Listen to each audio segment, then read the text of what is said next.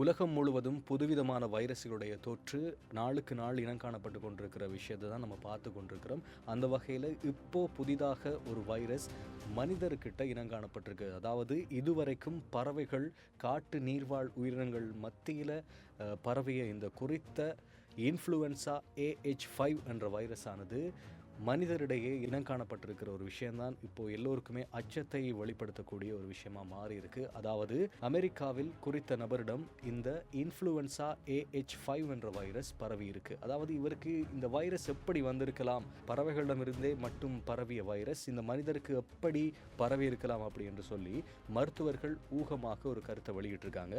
அந்த கருத்தானது, இவருடைய வீட்டில் கோழிகள் வளர்க்கப்பட்டிருக்கு. அந்த கோழிகள் காட்டு கோழிகளுடன் இணைந்து தெரிந்ததாலும் காட்டு பறவைகளிலிருந்து இந்த வைரஸ் குறித்த நபருக்கு பரவி இருக்கலாம் அப்படி என்றும் மருத்துவர்கள் கருத்தொன்று வெளியிட்டிருக்காங்க.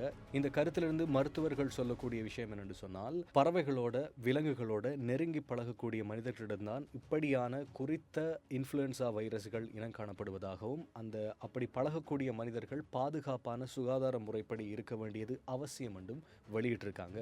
அதாவது நாங்களும் முக்கியமாக கருத்தில் கொள்ள வேண்டிய விஷயம், எங்களையும் நிறைய பேர் விலங்குகளோட நெருங்கி பழகக்கூடிய நிறைய பேரை பார்த்துருப்போம். நாங்களும் அப்படி பழகக்கூடியவங்களாக இருப்போம். அப்படி பழகியதில் எந்த விதமான பிரச்சனையும் இல்லாமல் இருக்க வேணும், இப்படியான வைரஸுகள் எங்களுக்கு தொற்றாமல் இருக்க வேணும் என்று சொன்னால் சரியான பாதுகாப்பான சுகாதார முறையை பின்பற்றுவதன் மூலமாக இப்படியான தொற்றுகளிலிருந்து நாங்கள் தப்பித்து கொள்ளலாம்ன்றது தான் மருத்துவர்களும் சொல்கிறாங்க. பொதுவான ஒரு கருத்தாகவும் இருக்குது.